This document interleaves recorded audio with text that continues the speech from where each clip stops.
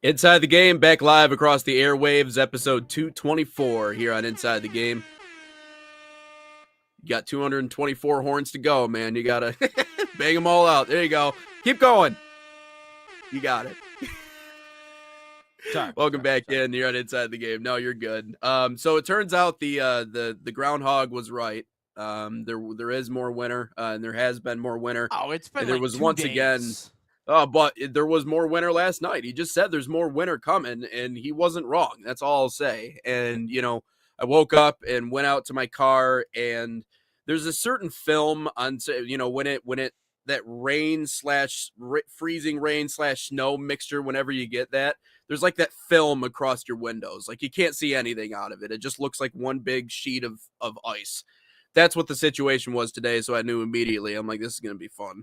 So driving home, I end up getting stuck just outside of someone's driveway in a snowbank, and I call Ryan over here, and I'm like, hey, man, I'm going to do my best to, kind of parachute into this thing, but pretty good chance I ain't getting out of this, so I'll let you know. And anybody out there that's never been, maybe you're from a warm weather environment, maybe you've never had the honor of being stuck in a snowbank, here's how you do it, okay? First thing you want to do is you want to straighten your wheel out. Yeah, that's the most important. Okay, you ain't going anywhere if the wheel's turned. Second thing you want to do, slowly back up, forward, back, forward, until you have enough traction to where you can just slam that thing in reverse and get up out of there. And that's what I did. So we're here. Ron Burgundy's here so we can do the news. Thank you. I Thank didn't do you. that when I got out of a snowbank the other day. How did you do it?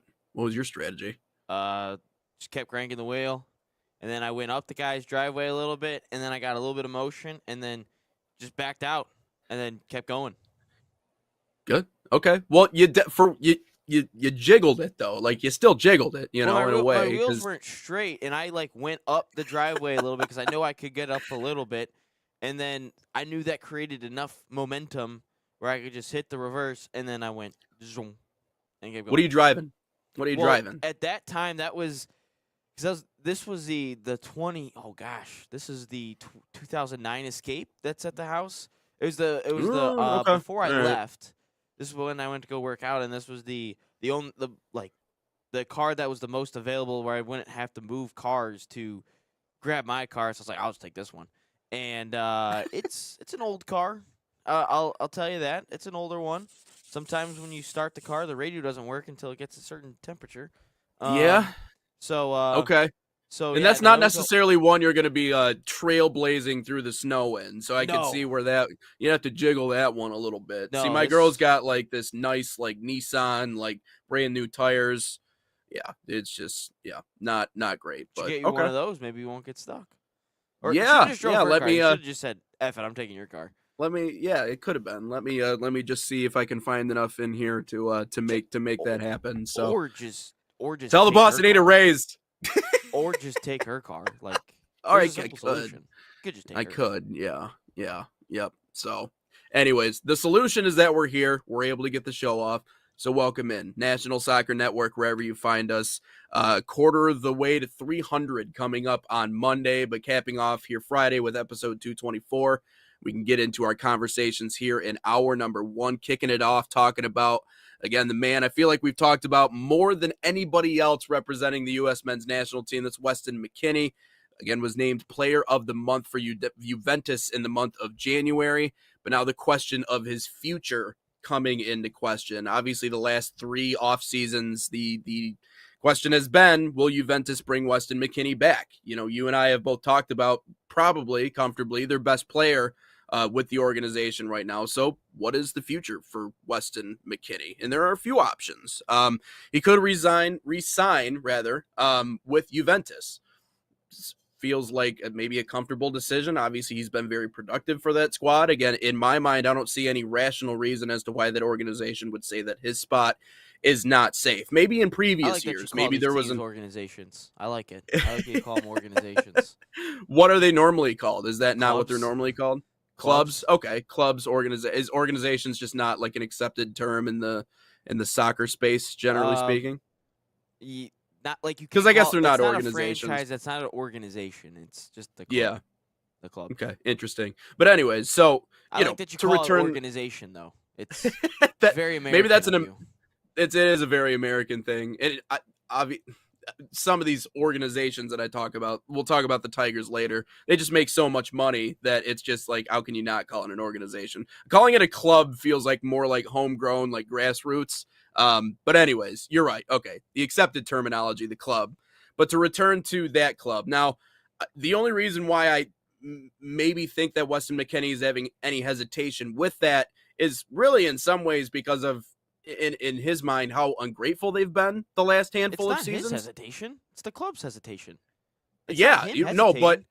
It's the right, but club's if hesitation. they were to come to him with an offer, that's what I'm saying. That's what like he would probably be thinking at the same exact time. Like you've been pulling me around this whole time. I'm done with this experiment. I'm done with having to prove my spot every single year. But the club dragging their feet is a mind scratcher to me.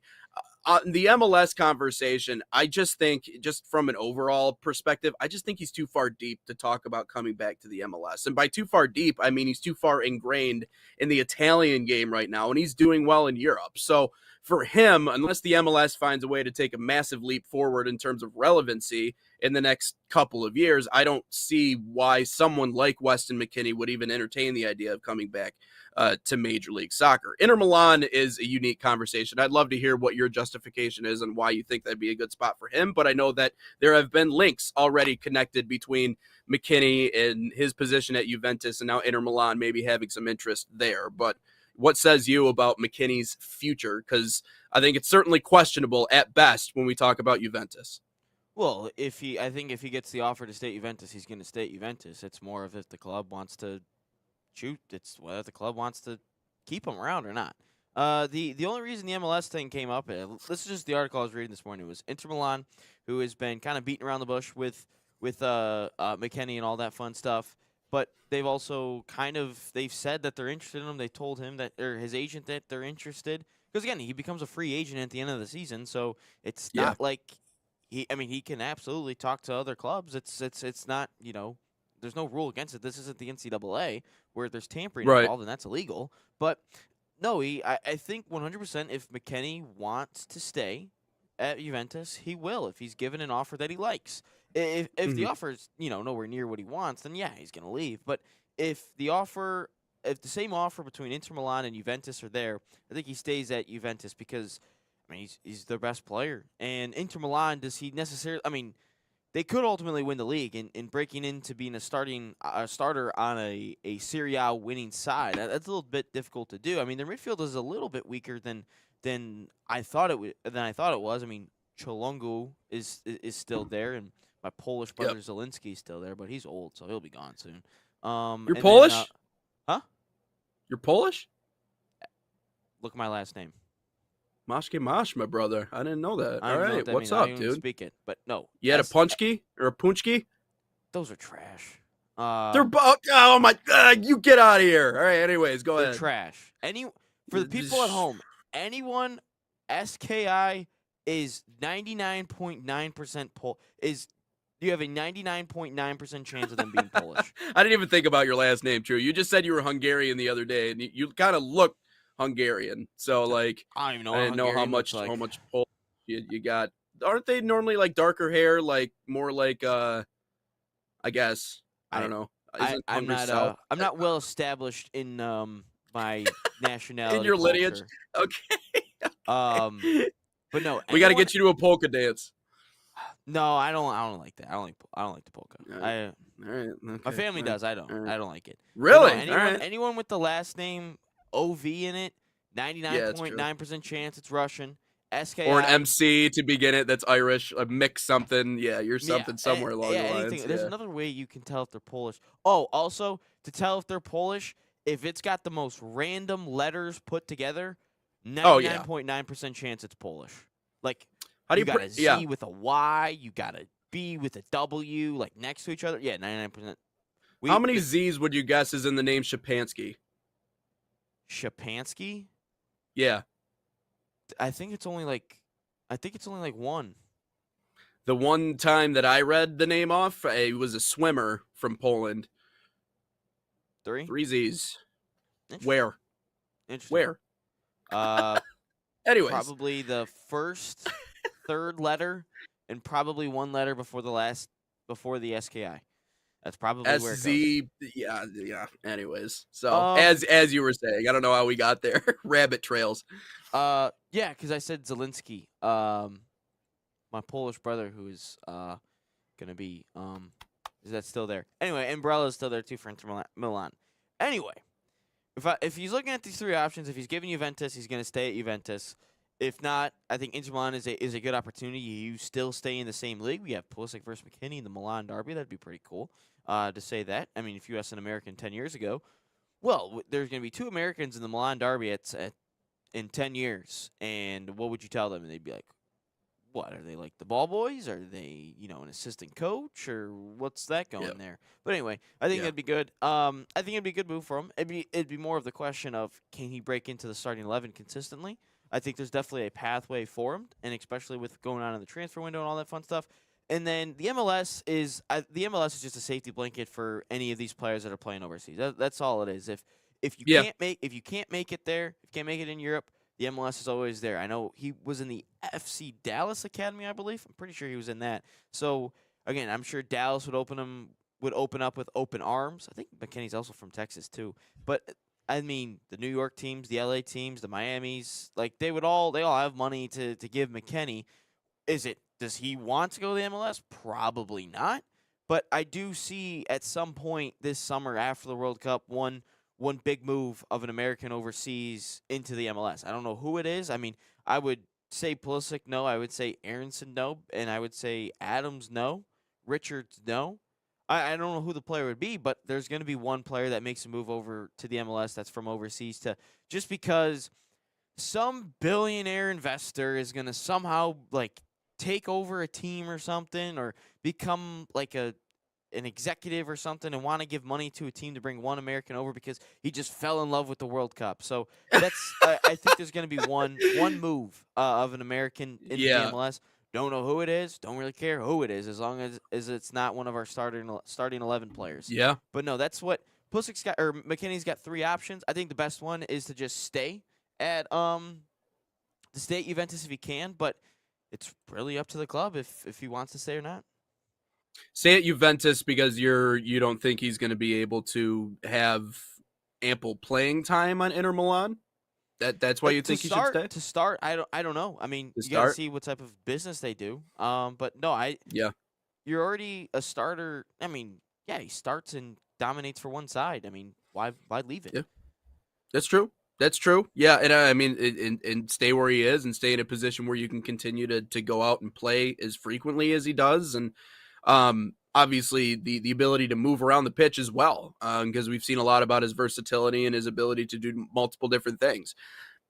Yeah, you're right about the MLS thing, and I hope that you're right with that prediction. I really do, because right now it seems like a far cry, but again, don't underestimate what a World Cup can do, because if the invention of the MLS is what resulted from the last time the World Cup was here, then you would like to imagine that there would be something else, groundbreaking, goodness gracious, that happens because of this World Cup. It's only natural to assume that.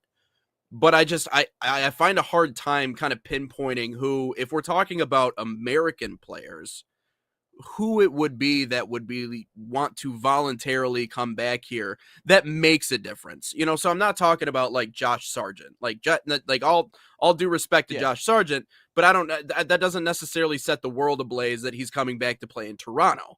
But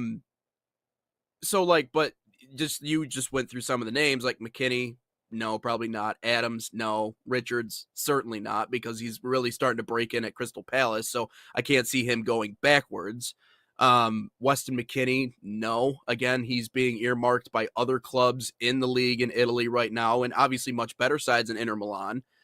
No, I can't see that. Like maybe one of the younger guys, sure, but they're not necessarily ones that change the narrative. So, here, I'll give you this. It's Ronaldo or bust for the MLS. How about that? You got to get Ronaldo or it's nothing. No, I'm kidding. But I just have a hard time picturing who it is, even with how impactful the World Cup is going to be. And it's going to change a lot of things. I think it's going to change participation. I think it's going to make certain other leagues more popular. I think the USL is going to benefit greatly from the World Cup. I think the MLS will benefit greatly from the World Cup. I think certain teams will see an increase in attendance, and I think jersey sales, and I think just seeing the game is going to inspire a lot of, even younger kids now to continue to go out and play, because we know just the sheer number of kids, but just not just play, but to stay involved later in life, which I think is the biggest issue for soccer, because a lot of young kids play, but then they just get out of it. They choose something else. It's going to have those impacts. But I don't know, Ryan. I can't really come up with the player that I think would be actually comfortable being the one to step away from what's expected of them, which is you're going to succeed everywhere else and actually come back to the U.S. Maybe it's Weston McKennie. Maybe. I can see where you're coming with in thinking that way. I think ultimately it's probably going to be Gio Reyna. That's ultimately. I mean, I know, Gio could be. Yeah. This is how I got this idea, and I was trying to find the article during that. This was reported from Matteo Moretto, who was talking to Fabrizio Romano this morning about it. He says, the first is that Juventus will make another attempt to renew him, this being Weston McKennie, but the real problem is the additional cost of the deal. MLS has a concrete scenario for the player. He's received several approaches and calls from the leagues, and he has never been indifferent to the idea of returning home. The third point is that in recent weeks, Inter has also been asking for information about McKennie on a free transfer. So again, that's what I've talked about. McKennie can absolutely leave. His contract ends on June 30th, 2026. Well, what's the benefit of that being that contract running until June 30th, 2026? Well, he's in the World Cup at that. Hopefully, they're still in the World Cup at that point. But no, What I will say is, if McKennie did come back, I think that would get the ball rolling for sure. I think that would make it even more attractive for other American teammates. Yeah, I would say so, but ultimately we don't want that.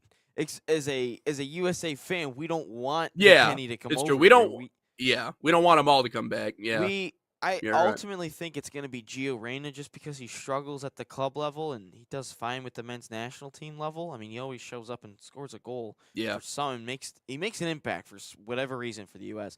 But with his club, he's always kind of struggling. So I think it ultimately becomes Gio Reyna who comes over here. Whether that is the big move that I've talked about, I think it would be him. But the idea of the MLS, if you're a USA men's national team soccer fan, the idea is simply this. I was literally talking about this with my dad yesterday. I go, you want these players to, at age 17 or 18, leave and ship them off. Huh? I said ship them off. Yes, you want these 17 or 18-year-olds that are either breaking into the MLS side for their MLS side for the first time.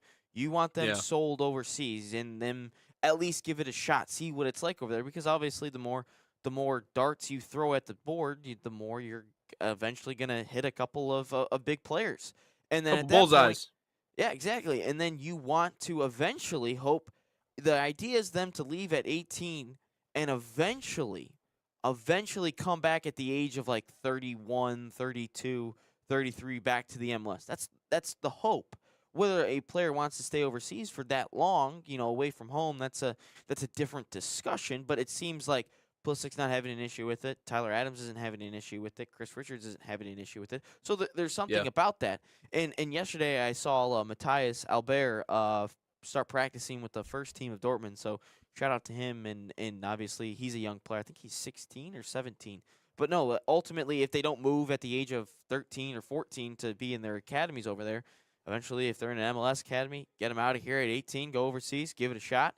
And then hopefully you come back at the age of 31 or 32, which means if that's the case, then that means you had a very successful pro career and you're a pretty good player, and hopefully you help the USA. But that's ultimately the goal for if you're a USA soccer fan.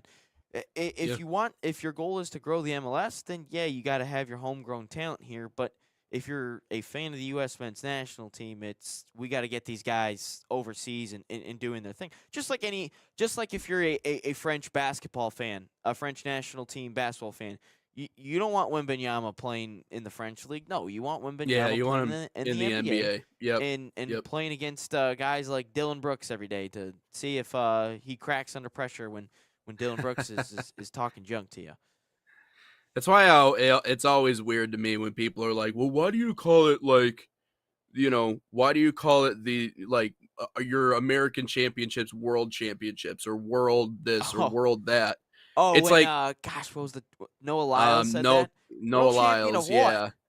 Yeah. Well, and it's funny because everybody's kind of grasped onto it, but I'm like, the NBA is literally more than half of the NBA is not American. I'm like, they're the best players from all around the world and they come to play here. So yeah, I do think it is accurate to call it something in regards to the world, whether it be a World Series, whether it be whatever else. But I don't know. That's just an annoying topic that always just bothers me. It's like, yeah, there's not other teams around the world. I'm like, I would like to see an NBA. Sure. Can we create like a World Cup or like a Champions League of just teams from around the country or around the world? Yeah. Excuse me. And we just. I think it's called the World Champion. There's a World FIBA World Cup. No, I'm saying like these NBA teams. Like these NBA teams go play like the French teams or like they go play. Yeah. Real Madrid's a real basketball team, so we just have them play Real Madrid and stuff. Like I mean, and for what it's worth, like.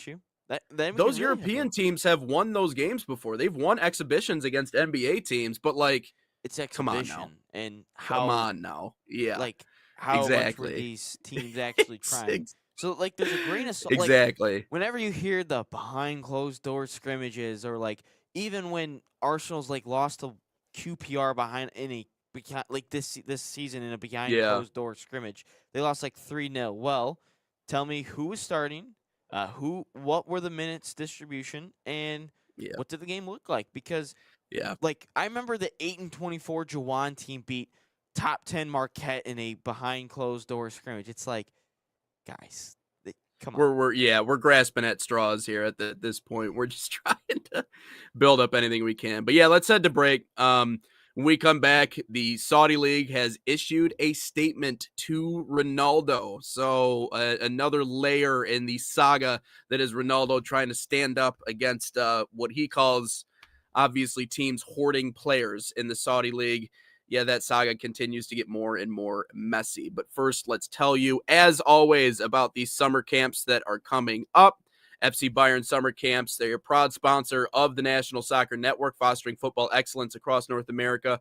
Open to boys and girls of all skill levels, FC Bayern Camps deliver elite training inspired by FC Bayern Munich's world-class philosophy. Select your city and start a promising soccer path. And right now, save $30 on registration by using promo code BayernNSN30. Again, that's BayernNSN30, or scan the QR code on your screen. Learn more at fcbayernyouth.com.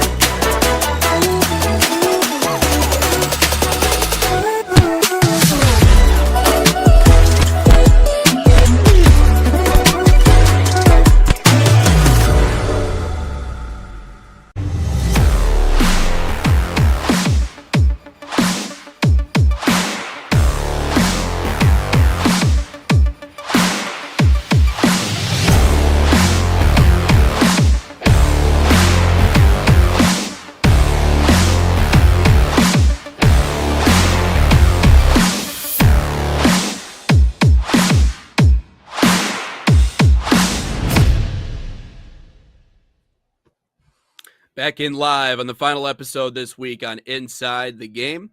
Nate Wangler, Ryan Glinsky. Give us a follow on social media at National Soccer Network. Getting into the second topic here in hour number 1. Ryan, I'll let you set this one up, but there's another episode in this saga between the Saudi League and Mr. Cristiano Ronaldo.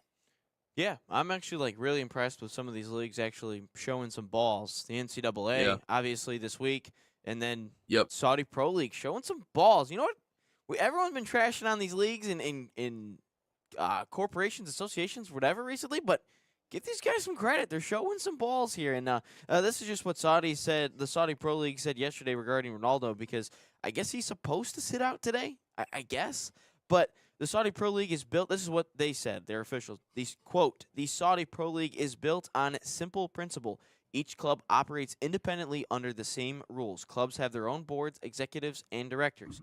Cristiano has been fully involved with Al Nassr since his arrival. However, no individual, no matter how important, can influence decisions outside their club. Recent transfer activity clearly demonstrates independence. One club strengthened one way, another chose a different way. These were legal club decisions. This, of course, being N'Golo Kante, who, of course, he eventually got his way and went over to Fenerbahce in Turkey, and then Karim Benzema leaving, I forgot where he left, to I can't even pronounce the names because they're so crazy. But, no, all these, they're standing up to Cristiano, who has been sitting out. He's supposedly supposed to sit out his game today against the Karim Benzema team, but nobody knows if he's playing or not. But no, shout out the Saudi League showing some balls here today to Cristiano Ronaldo.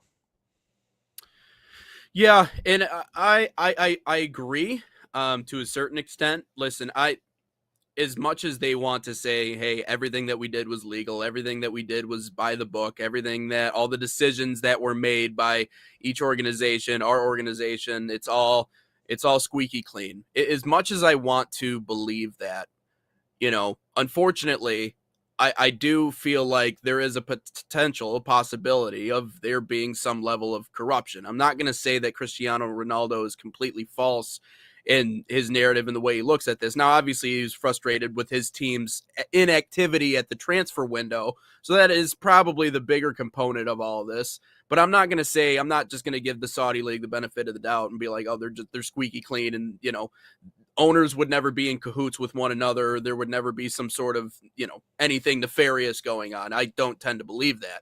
However, I just think that they're making a stand against Ronaldo, and what's so surprising to me about that, Ryan, is the fact that they're not bending to Ronaldo. Would the MLS respond the same way if Lionel Messi were to sit out for one reason or another, or claim his bitch clearly? Right. We wouldn't even have this situation. But imagining a different universe in which he does. I think the MLS would do anything at bended knee in order to make sure that he stays happy. But the Saudi League looking at Ronaldo and going, hey, dude, you're not above the rules and the laws and what we're trying to do. You're not above us. Just because you have the resume that you do, just because you are who you are, doesn't mean you just get to come in here and push everybody around. So it is fascinating to see the Saudi League stand up against Ronaldo, because I think on the other end, they understand what having him in the league does to the league. Kind of like Messi in the MLS. You immediately make the league relevant simply because you're in it. So as much as I'm sure they don't want to see this relationship sour, they also, on the other hand, realize, hey, man, if you're not out there playing and if the only thing that you're doing is burying us in the media and making us look a certain way, we just got to make sure that you understand you're not above the law, right? No one is above the law over here. But am I going to give the Saudi League the nod and be like, oh, yeah, they're squeaky clean and they don't do anything? No. I'm willing to admit that, and this time I can't say organization, because the organization, the Saudi League, not the actual teams. Those are clubs. There you go. Pro League. All right. Sorry. I'm learning. But there probably is something going up. But if you're Ronaldo, okay, that means you have to make a move. You got to get out of there. So at the end of the day, this relationship is completely soured between Ronaldo and the Saudi League. I just think that it's not going to get any better. It's not going to get sorted out. If anything, it's going to be like the Drake and Kendrick beef. It's just going to keep getting more and more petty. And so he needs to make a decision on where he wants to go. And I think it's a fun decision to talk about, because we already talked about him coming to the MLS, maybe going home to Portugal. different directions that he can go, but the relationship in my mind is effectively over, and I think this is just kind of the tip of the iceberg. It, I would say cool down a little bit if it's over yet, because a lot of things can happen up until the transfer window and when he wants to leave. I think there's a lot of time and a lot of things that can happen. And if you're the Saudi Pro League here, you don't want to lose Ronaldo. So you're going to try again, they can say all they want, but behind closed doors Yeah. they're going to do everything they can to keep Ronaldo in Saudi. So that's exactly what I see happening. Is the relationship sour? 100% it is soured. I like them saying like that no one is above the law here, but they're gonna eventually sit down with Ronaldo, one on one, I guess, with his agents or whatever, and all the higher ups in the Saudi Pro League. They're gonna sit down with him at some point here in the near future, I believe, and they're just gonna be like, all right. So how do we patch things? This is what just happened, but you can't be upset about this because this rule's in place, this rule's in place, this rule's in place, and ultimately, if he was like, you know what, that's dumb, I want out, then yeah, then I feel like we can eventually say that relationship is over. I wouldn't say it's over quite yet because it's February Yeah. 6th, and there is a lot of time before the transfer window. And look, Ronaldo can go anywhere he wants in the world. He can come to the USL if he truly wants to. I mean, that's totally up to Yeah. him. But I mean, are people going to afford him? No, obviously not. But I also don't think money is an issue with Ronaldo anymore. If he really Yeah. thinks, I mean, he's worth over $1 billion. I think he's made over $1 billion. So Yeah. I don't think that money is an issue for him. So I think he would be gladly to take under $250 million a year is whatever Saudi's given him. But Saudi has to know that a lot of people tune into games just for Ronaldo, and rightfully so. I mean, the guy's 41 years old, and Yeah. and he looks like he's 30 or 25 or something. So I think it's definitely sour, Yeah. but we are going to hear about it at some point. I think in the next upcoming weeks, maybe just over a month of. All right, they sat down with Ronaldo. They laid out the plan here. They laid out the reasoning why they're trying to patch things up here. But no, for right, I wouldn't say it's over yet.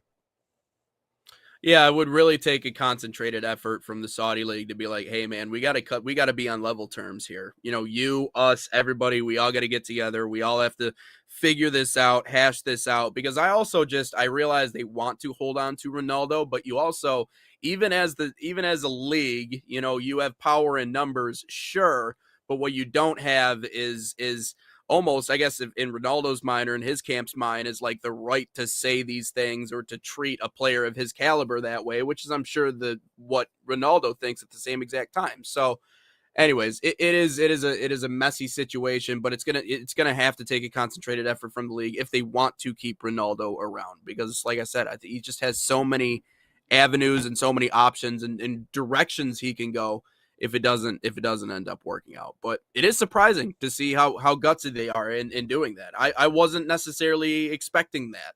Yeah, it's Per se. felt like the last couple of years, like all these leagues, it's just been the players running stuff because ultimately, why do people come in and watch this stuff? I mean, it's for the Yeah. players and everything, but we've starting to see some pullback from these organizations, the NCAA, obviously, Saudi Pro League. I mean, you can argue if Ronaldo's getting paid way too much. I mean, I think $250 million a year to play soccer is way too much.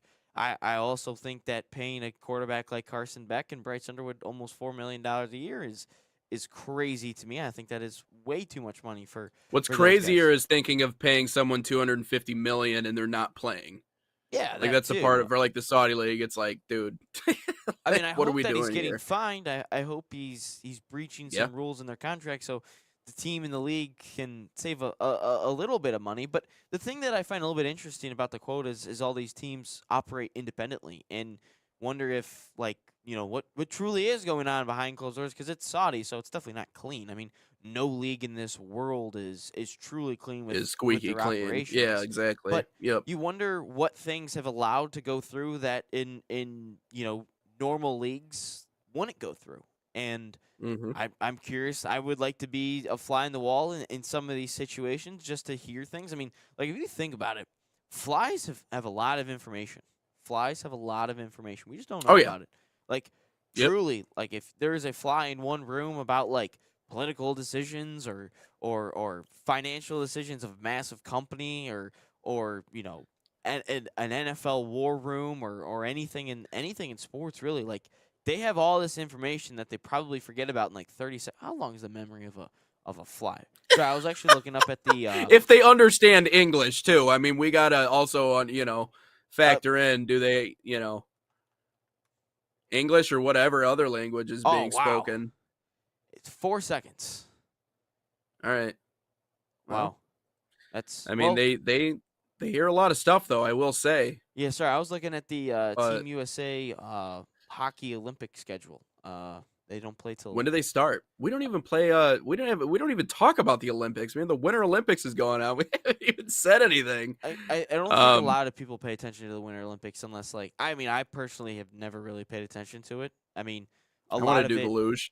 a lot of it is going on during school days and work days. Like the Summer Olympics is a little bit different because for the most part it's all played in the evening. This stuff is like happening like March Madness time, like noon Yeah, and like no one's yeah, really it's gonna true. drop everything to see Shaun White on the half pipe. No one's gonna do that. Like Oh, if come on. I didn't some even people include him in my list of gingers. He should have been, I feel like, towards the top of the list in gingers, at least in the top but 5. like everyone's gonna Mm, tune in to see Furman upset Virginia in the NCAA tournament, but no one's gonna tune in to see the half pipe or anything. But no, the women's hockey team won the other day, so shout out to yeah, them. But yeah, 5-1. the men's doesn't play till next Thursday, according to this schedule on USAHockey.com. So I Who do they imagine that's start right. with? But no, they've started technically, but I Mm, don't really follow it. I'll only follow the hockey team. That's about it. I don't really care about yeah, skiing or snowboarding or half I pipe mean, or anything. hockey, we should be competitive. Should maybe go compete for a gold medal, but who knows, man? Sweden's good, Canada's good. Yeah, their group Uh, is Latvia, Denmark, and Germany, based on this schedule. And so so we'll be all right then. Germany's getting better, but Germany's always just kind of been when it comes to hockey. But anyways, stepping aside here for a moment, when we come back, we'll get into our final topic here in hour number 1 of our show. We're talking about, will the way the Super Bowl look impact how the FIFA World Cup looks? Is FIFA paying attention to the biggest sporting event here in the United States in order to maybe get some ideas for what's coming up in the World Cup? More on that coming up next here on Inside the Game. Experience the thrill of the game like never before with NSN's Game Rewind. Dive into full match commentaries enhanced with cutting-edge dynamic graphics, Letting you relive the highs and lows of your favorite matches in astonishing detail. whether it's a championship win or a legendary play. NSN Game Rewind bridges the past and future with a broadcast experience designed to captivate. Call 586-304-4405 And start watching today.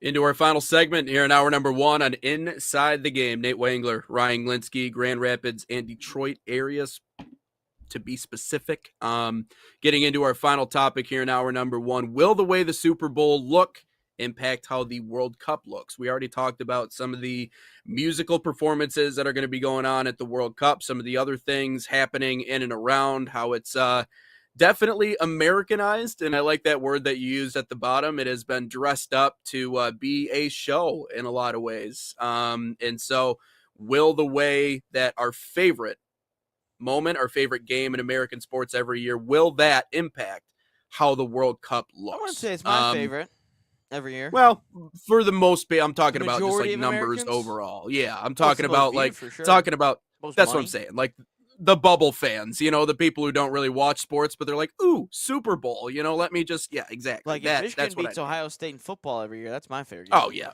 Oh, I have even told I've told Emily, like, I don't be around me for that game. Every other day of the year, you're fine, but just don't be around me for that one. My yeah. uncle told me during the Michigan State game this year that he moved in with his fiance, and this is the first time she's like experienced a Michigan State version of my uncle, and he goes, I'm sitting in the room, this is not gonna end well for Michigan State.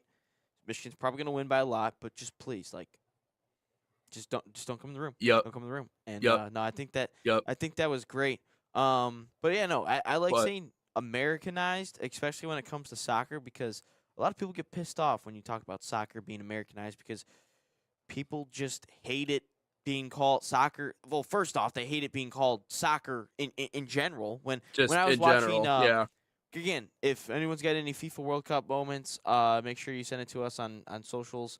Creating that list right now. And when I was watching a video on how to create these ideas, someone was talking about the 2010 World Cup where the England goalkeeper Robert Green drops the ball in the net, and U.S. ties it up, and they're talking about it. Goes, and this one Brit's like, "Oh, sorry, soccer," and like they all get ticked about it, and I find it funny because like you're so butthurt about a word that doesn't truly like affect you. Like, it's just the word soccer. It's not anything bad, but no. Yeah.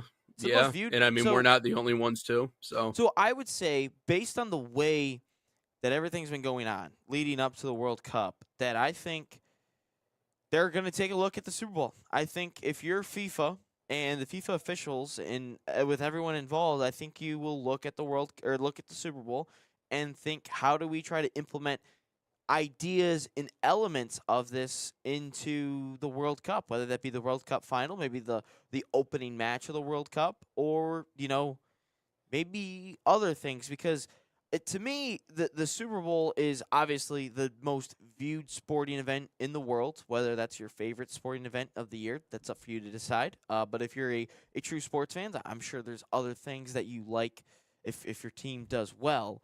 But I mean, you think about it, you have the commercials, you have how much money that you pay for a 15-second, 30-second ad is crazy. And then you have everyone wanting buffer days the next day for it. Then you have the halftime performance, and then the trophy celebration. Because like when there's trophy celebrations in soccer and it's being awarded, we don't have a platform. Well, there is technically a platform in the middle of the field, but all they do is they go grab their medals, they sit with the team, and then they raise the trophy, and all the interviews and all that stuff happens after the fact. They don't have a Gush or Joel Klatt, or Reese Davis at the podium asking Coach Signetti, Coach Belichick this and that. Mm-hmm. So you wonder if that maybe is a possibility. But I think of all the extracurriculars that are happening around the Super Bowl, surrounding it in terms of the performances, all the different celebrities, and there's probably going to be a halftime performance at the World Cup final, which has been rumored for a couple of months. But I think 100% they're going to look at this thing and be like, well, let's try to add this. Let's try to add this.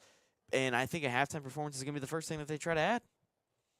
Yeah, I mean, to answer that question, I think it already has impacted the way that the World Cup is going to look. I mean, the Super Bowl, this year's specific Super Bowl, yeah, maybe they look at it and they're like, okay, we could change this around, or maybe we could do this, or maybe we could try this, whatever that might look like. But no, it already has impacted the way it looked. FIFA has already done their homework, and they're like, this is what the American audience likes. This is what they get into. And you talked about the musical performances. they're going to have a Super Bowl style halftime show at the final on July the 19th at MetLife Stadium. They have a couple of featured musical performances, Robbie Williams, Andrea Bocelli, who's internationally renowned Village People. And there's a few others that they're going to bring on as well. So the entertainment component around the game, and creating almost like, again, a concert style look to it, and really dressing it up is already happening. It was already underway. And so I think it already has impacted the way that it is handled. Now, is that all a bad thing? No, not necessarily, because I like the effort that FIFA is putting into really dressing up these places and curating these hot spots for people to come and enjoy the game and enjoy everything else.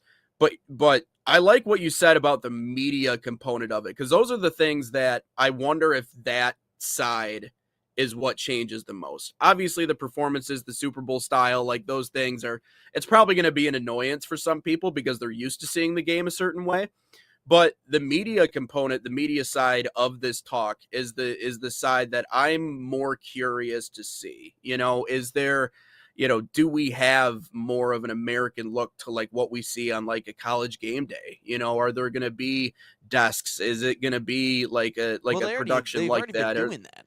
They've done that for the last couple. They've done it the last like 4 World Cups. Yeah. So anyway, so I don't know what. It's true. But it's just I don't know what the specific additions are going to look like. All I know is that FIFA has already done their homework. FIFA already knows what it is. They know what they're getting into here in the US. And frankly, I think they see a lot of really good money-making opportunities here in this country with everything that they do. And I think that greatly benefits USA Soccer. But I do think for the rest of the world, it's a little annoying. Like, okay, like we know why you're going to the U.S., right? It's the almighty dollar sign. And now how can you make even more money? Well, you get live musical performances. Well, you have, all these other things that you add as entertainment in and around, because that's really going to draw in a lot of the money as well. That's going to be a good portion of the money that you're bringing in, because even here in the United States, like you go to a professional sporting event, like there's always something going on around the event. Not everybody is sitting there locked into the game. Like people especially like NFL, it's selling T-shirts. Like they're doing the carnival rides. They're throwing the ball. They're knocking the pins over. They're over here doing this. It's like, because I went to Soldier Field, and I remember I told you that I went to a rugby match, Ireland and New Zealand, at Soldier Field. Dog, there was nothing else going on. Like, yeah, there was food and beer open, but like that's it. Like everybody was in there locked watching that game, like locked on the game. And that was so crazy for me to see, because you got all these Irish people and these people from New Zealand, and I'm like, nobody's not watching the match right now. We don't have like girls over here, like 4 of them all taking selfies, and then we got the corporate couple off to my left that's like talking about their stocks. It's like, what? Like this is crazy. This is crazy, and that's what I love so much about it. So that's going to be a real clash of cultures when it comes to the American game. But I also just feel like the base of fans in soccer, they don't do that. They're not used to the distractions. Well, if you look at American sports fans and the European sports fans, outside of college football, there's really everything college is kind of just basketball. an event. Like maybe the NFL. Yeah. But and if your team's that bad, everyone's just kind of there to just go to say they went to the game and talk to people. Just to take pictures, for Instagram. Also, the tailgating I think is going to be interesting too, because they don't, in England or overseas, they don't tailgate. They just go to the pub and get wasted and then yell stuff at the opposing team. That's true. But they're going to see people parked outside their cars and be like, what are these guys doing? What the hell's going on? You're drinking in the parking lot? And and just looking at a couple things online here, a lot of experts have said that the 2026 World Cup will cater to a younger, diverse audience, focusing on creating a Super Bowl style event. And so, like, if we look at both of these things, if we look at European, all world soccer, whether that's European, South American, or anywhere, you're going there for the game. What if you're going to anything American sporting event? You're there for other things. You're there for the event. You're there for jersey retirement. You're there for the 50-cent beer night, which again I think they should bring that back. You're there for the dance team that goes during media timeouts. You're there for the guessing games on the Jumbotron or like that. You're there for the musical performances. These American sporting events are simply there's other things going on. You're there to do other things. You're not there just for the event. And when you go watch soccer all over the world, you're there for the game and getting drunk. That's what you're there for. One of two things. Mm-hmm. But when we're looking at American sporting events, you're there for all these different things that are surrounding it. You're there for all the the dizzy bat thing, and people like try to win a race at a relay in between stuff. I mean, soccer, you can't really do that because, it's a continuous 45 minutes and then a halftime that continues 45 minutes. But you don't have all that extra stuff. In the Champions League, they have a pregame, musical performance. They have that, but, that's all it is. And you don't have all these extra things. But I think a lot of fans are going to have some culture shocks when they come to America to see all this stuff. I really want to see what they think about all the tailgating stuff. I'm really curious to think, why are you guys outside of your cars just drinking? Don't you guys go to a pub or something like that? But don't you have an establishment for this, you animals? Exactly. And we don't really have that type of culture here, and the culture everywhere else is kind of that. So I'm really curious to see, how these two things just kind of collide and what they really think about it. And maybe because I feel like we're making this a negative thing, but maybe they really kind of look at this and wow, man, let's adopt this to our stuff. Let's adopt this to our culture. Let's start tailgating a little bit instead of going to the pubs. But no, it's just a little bit interesting, and I want to see how these cultures collide. And if they're looking at the Super Bowl, what are they trying to pull from here and pull from there? But I think you're right. I think the plan's already in place, and they've already looked at the previous 5 Super Bowls and said, let's do this. Yeah, and I wouldn't. You're right. I wouldn't look at it automatically as a negative and be like, "Oh, this is terrible. They're gonna hate it." They might like it. And the truth is for the amount of money that they're spending in order to go to the World Cup, you may as well introduce some other things in and around the event that they might like. That's going to get them the most money out of what they're spending in order to be there. And so I think, again, if these are things that you don't have to spend $1 billion on. But that is the American model. I mean, that is the way that it is, and especially that you're having it in major U.S. cities. It's going to be a lot easier getting these people, in and putting on these shows and doing these things. I just think FIFA realizes that, they're in the business of not just, the game, but also the entertainment component. And because it's in the U.S. and all the resources we have, I think they're just kicking it into overdrive because we've been talking about it already, and we've heard people say it on this show. We had Alexi Lawless on, we've had other people on, but they all say the same thing. This is going to be the biggest World Cup ever because of just the sheer capacity of it, and it's in the U.S. and it's in these major cities. So that is bigger. And the stadiums are much bigger. So it's not necessarily a negative through and through. I'm just kind of making an observation to say, I mean, the difference between, and I've never been to Europe. That's still on my bucket list of things I want to do before I croak, before I'm out of here. I want to go to see a match in whether it be Spain or France or Europe. Croak. I don't know if that's a big word, but I've never heard someone say before I croak. I've never heard that from somebody. Usually they say before I'm gone. I hope you're writing these ones. That's true.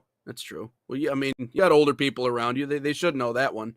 But anyways, but yeah, I heard my father use it once. But either way, I haven't gotten to check that off the list yet. But experiencing non-American fans in America kind of gave me a look as to okay, this is the difference. The rugby crowd didn't have any issues with tailgating. I don't know if Irish people already tailgate. They probably do. They drink a lot I don't know of about beer New anyway. Zealand.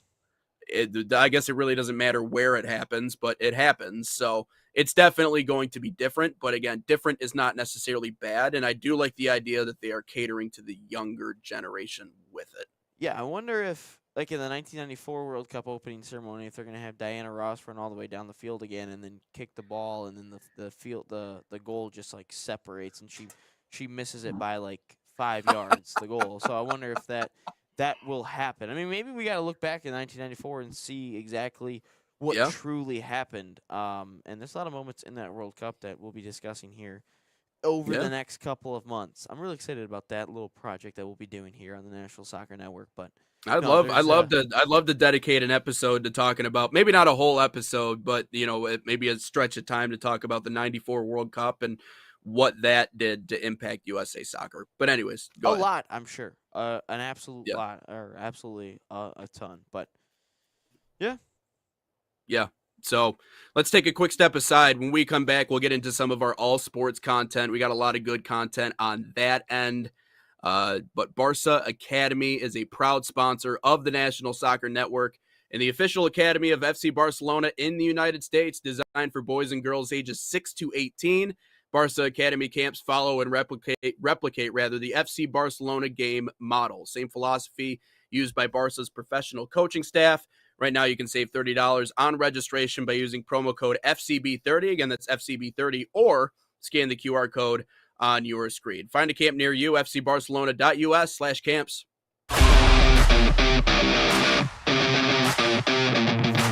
In Barca camp, I see my son grown on and off of the field.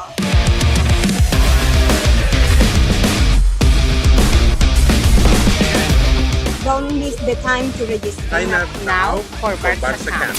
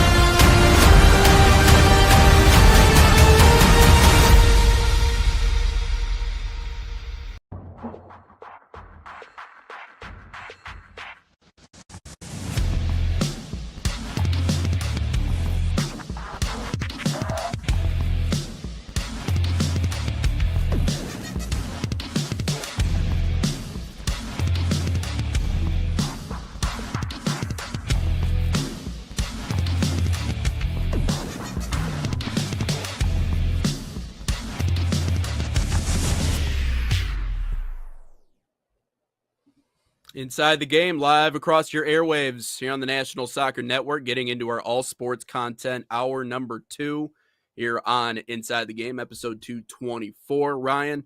As the saga with Superbowl and the Tigers continues, obviously the biggest storyline this week has been the acquiring of Framber Valdez, who's been in the league since 2018. We talked about his numbers yesterday. We ran through it.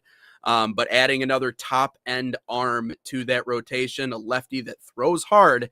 And you put on the prep sheet this morning, is it World Series or bust time for the Tigers? Is the window now for this organization? I think the window has been there, and I think it is certainly here. But what says you? I'll let you kind of get your point out there, because I really do think that it's time to strike when the iron is hot, and I think the iron is steaming right now. It's been hot. The window's been now. I think ultimately when you lost to the Guardians a couple years ago in Game 5, that's when everything started. Like, you had to go, not necessarily all in, but you needed to start adding pieces to your team to make sure that you could do almost everything you could in your power to win a World Series, or at least compete for a World Series. And last year, it still didn't feel like they added enough, but you added Gleyber Torres to the mix, and then you re-signed Jack Flaherty. You give Alex Cobb $15 million. Still stupid. You bring up Dingler. He was great for the Whitecaps. Yeah, it was like 2 innings pitched here and there. We're great. I'm glad he made $15 million. And then you bring up Dingler to upgrade your catcher position. So they made a couple of moves, but it seemed really half-assed to me. It seemed really half-assed from the Tigers organization. And then you had the hot start that they did. They had the hot start, and then eventually, things catch up to them, and they crumbled. They give up the division. They were up by like 15 games or something like that. And ultimately, they beat the Guardians in the first round and then lose to the Mariners in 5. And then you had all the amount of all-stars that you had, which one of them is suspended for marijuana for the World Baseball Classic. Shout out you, Javi. For being suspended for marijuana, which I didn't even think you could be suspended anymore. But you look at this rotation now, and there's like almost, I think it's like 80 million or 85 million, 90 million that's dedicated to 3 pitchers now with Skubal and Valdez and now and Flaherty, obviously. And when I looked at that rotation last year, it seemed like Skubal, you knew exactly that you were going to be in the game the whole time. Flaherty, it depended on the day if he was good or bad. And then Olsen got hurt. Mize was inconsistent, and then it was just pitching chaos. Look, I like the idea of pitching chaos, but if I'm being completely honest with you, I don't think you can win a World Series with just pitching chaos all over the place. You got to eventually have some studs, and you eventually got to have some aces, and I think they have 2 at the moment with Valdez and Skubal, and those 2 together, and now you don't have to – like, it felt like when we were talking about the Tigers last season, the year prior, it was – we trust the Tigers to win a 3-game series, and we trust the Tigers to win a 5-game series. Why? Because you have Skubal for 2 games in the 5 series, and you have Skubal at least once in the 3-game series. But once we get to a 7-game series, we're not so confident in the Tigers of winning that because you got to win 4, and Skubal, can you even get him to a third start in a Game 7? So that was always the question. But now I look at this Tigers team, and I feel much more confident in winning a 7-game series. And if you want to win a World Series, you have to win 2 7-game series. And I feel much more confident now with Valdez being there and Flaherty, because I feel like the pressure's a little bit taken off Flaherty and Mize and those guys because you added another ace to help with Skubal. But to say World Series or bust, I personally think it is, because when you have the best pitcher in baseball, or like if you have the best quarterback in the NFL, the best point guard in the NBA, you got to try to win it, because how often are you going to get that? And the Tigers have shown that they have had the best pitchers in baseball a couple of times, and they have the staff to do so. But the only thing that still worries me about the Tigers team is the bats.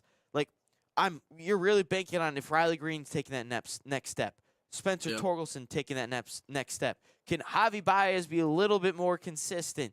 And also, is Kevin McGonigal, are we going to trust a 21-year-old that hasn't played in the majors yet? Is that what we're going to trust as our next bat? Like, look, if you can play, you can play, but it's hard to trust something that's not there. And I honestly think that I would say it's World Series or bust for the Tigers, but looking at it, I don't think they win a World Series. I don't know if they even get to a World Series, but my confidence in them is definitely grown. It's hard to think about a World Series just simply because of the juggernauts that you have out there in the world when it comes to Major League Baseball. The Dodgers, yeah, sure, but there's other teams with massive payrolls. But when I think about this conversation, it really is not pitching in my mind. The one thing that we've known, it's been the chef special for the Tigers organization really since Scott Harris got in there, is pitching and pitching development, and just even developing at the major league level, which I think is something that people forget about. Like, once you get to Major League Baseball, like, you don't develop anymore. That's not true. You are still very much developing at the major league level, and we've seen that development. We saw it with Reese Olson. We saw it with Troy Melton. We've seen it with Jackson Jobe. Now, obviously, Jobe has not been able to stay healthy, but the pitching staff is just, it's not a concern. It's not a concern at all for me, because this is an organization that has created a pitching machine, and they are consistently one of the best staffs in Major League Baseball. And I know that pitching chaos doesn't sit well with some people. For what it's worth, we weren't the first to do it. The Rays were one of the first organizations to do it, in which they would throw out 2 starters every game. They would have a starter and a piggyback, and then everybody else kind of gravitated towards it. And the analytics show that if you have a bullpen that is deep enough, that has enough stuff, you play the matchups, you're going to win more games. That's just the way organizations are going. And obviously, when you're able to foster one of the best bullpens in baseball, you want to be able to rely on them in high leverage situations. But stepping beyond that conversation, because I know we like to fixate on the Game 5 thing that happened, which I know that you and I, disagree on some of those points, but I'm not at all really concerned about the pitching. I'm really not. And to be frank with you, and this might sound sacrilegious to Detroit fans, even if Tarek Skubal's not here, I'm still really not all that concerned about the pitching. I think I think the pitching development is one of the best in baseball. However, on the other side of this conversation is where things start to get a little dicey for me, because I was asked this question before last year started. Do we trust the kids, or do we try to make a big free agent signing? Do we go get an Alex Bregman or whoever it is? can you, and I do think you can do both. I really do think you can do both. And so that is going into this year, it's the first part of the conversation is, Riley, okay, you are supposed to be the heart and soul of this team on the offensive side. You are supposed to be the guy. You hit a lot of home runs. You can't really stay healthy. That's something that's a major concern. And I know a lot of Tigers fans feel uneasy about that. But you have to be the guy because you were crowned the guy. I think for a lot of people, Riley Green is a leader for a long time in this offense. And you have to put out consistent results. And not only that, you got to stay on the field consistently because we can't have you this Jekyll and Hyde where you're just not available. And then you go through obviously droughts and spurts where you're just not hitting the baseball. For the amount of hype you had coming in as a prospect, that can't be the case. Spencer Torkelson, you were the chosen one. Like, you were the far and away number one selection in the draft in which you came out of, and he's made tremendous progress. We need you to be better in big moments. We can't have opposing pitching staffs just throwing slider after slider after slider because they understand that eventually you're going to swing and miss at one of them. It almost feels like the Javi approach sometimes with not Javi with Tarek, just be but guessing when he's swinging. Well, that's true. Yeah, I'm just be swinging swinging this at one. I anything. ain't swinging the last one. I'm swinging at this one. Right. So those two guys, we got to step it up. Kevin McGonigal, I do think he's going to make an immediate impact at the major league level. I know that it's hard for people to think a 21-year-old, but again, it's one of those things. If you see the guy in person and you understand what the bat can do, he might have a big-time learning curve. That's how it goes for some of these guys when you get to Major League Baseball, but I think it's going to happen. Parker Meadows, can you stay on the field consistently and be healthy and continue to produce? That's another player that his impact in the outfield is immense. The amount of ground he can cover, he has an NBA body. Like the way that he's built like an NBA player. Be a full, and like he can cover. Yes, he can cover an entire Parker Meadows. Yeah, welcome to the team. He can probably cover an entire court in 7 steps. So the impact he has, along with Riley Green in the outfield, great. We need more production out of the bat. Kerry Carpenter, it's hard to really critique that guy because of how many big moments he's had in the postseason and just how impactful he's been. So Kerry, I'm going to lay off of a little bit because I think if anybody deserves maybe some kudos for what they've done, it's Kerry Carpenter. Two but of the biggest anyways, homers in 5 years. I've left people off the list of going down the list of the offensive players, but no, we need to be able to produce runs in high leverage situations. The organization has done everything they can to get as much toothpaste out of the tube as humanly possible. They've put you in consecutive game 5s. They've put you in that spot. And then we got to go 16 innings because we can't scrape across more than a run. And I mean, a lot of those, how many bases? I think we had 2 bases loaded situations, 2 bases loaded opportunities. Couldn't do anything with it. So that's true. So, but that is the organization, I think, with the pitching and not the pitching alone. There's been good offensive spurts here or there, but majority of the pitching is the reason why we've gotten there. Now we got we got to hit the ball.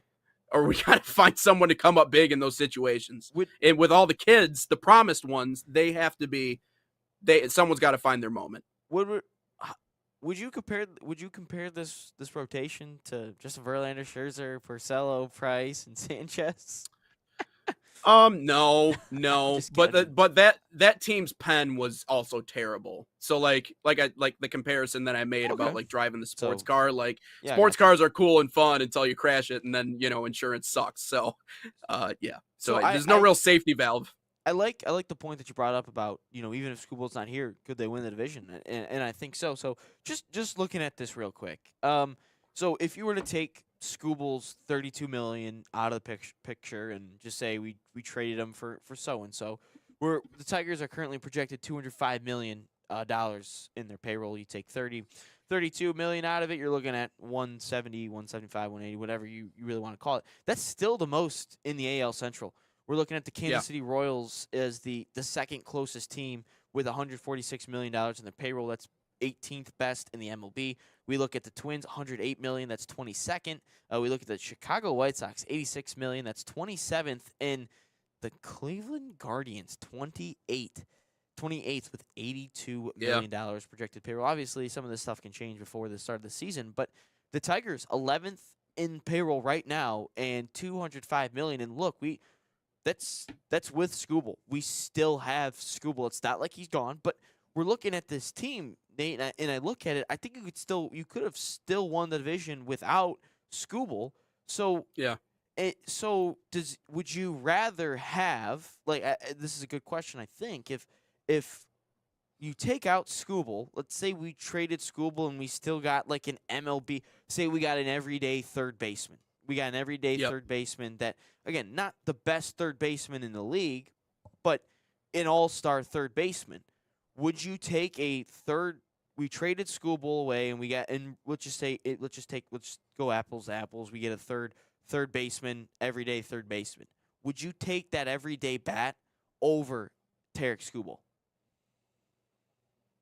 Yeah, With you're putting me Valdez on the being spot. here. You're putting me on the spot with this one. My guess is not only are you going to get an everyday third baseman, but you're also going to get a haul too. Which means you're gonna free up cap space. You're also going to get obviously future draft picks. Or you're going to get a lot of capital. Sorry, not draft picks. You're probably going to get a lot of prospects. Prospects. That's it. So it's not just going to be the one player. I mean, it's going to be an absolute haul, especially for someone like Tarek Skubal and the money component. Immediate impact on the 2026 team of you get an everyday. I would say yes, man. And it is, as much as that hurts me to say that, and I'm sure that you're going to probably do the honors of cutting that up and putting that on social media. So screw you ahead of time, because I know that people are not going to be happy with me about that. And that doesn't mean that I don't want Tarek Skubal. If this was a perfect world, and if we were playing MLB The Show right now, and I could find a way to keep him on my team forever and ever, yeah, absolutely I would. I would never want to get rid of him. But if we're playing, again, if we're just doing the comparison game and we're thinking about the haul we could get, or if we could get a bat that we know is going to be able to anchor this lineup in an everyday third baseman, yeah, probably. I mean, what would you do? I would take the bat, because I'm looking at the team as a whole and just couldn't hit the ball, and it felt like it was a chore watching the Tigers from August on. It genuinely felt runners like in scoring position was brutal. It was absolutely brutal. And the park terrible. benefits the Tigers so much, America, because you can get a runner from first to third if you just hit one, from a pitching perspective too. Yeah, 100%. Yeah, and it's just it just felt like a chore when it comes to hitting. Look, I love any CMU guy. McKinstry, you can't be an everyday player. Just can't happen. Yeah. I like McKinstry. I think he's a plug and play guy. He's a utility guy, and you can put him in certain spots, especially defensively. But he can't be an everyday guy. And then we look around the diamond, and it's do we really trust Javi Baez to be an everyday guy? He gets random spurts throughout the year, and I remember his 2 homers against the Red Sox in their early going of the year, and that was amazing. But it just feels like it feel from a pitching perspective and a bullpen perspective, I think it's the best. It's top. It's as best as it's as good as it comes in the MLB.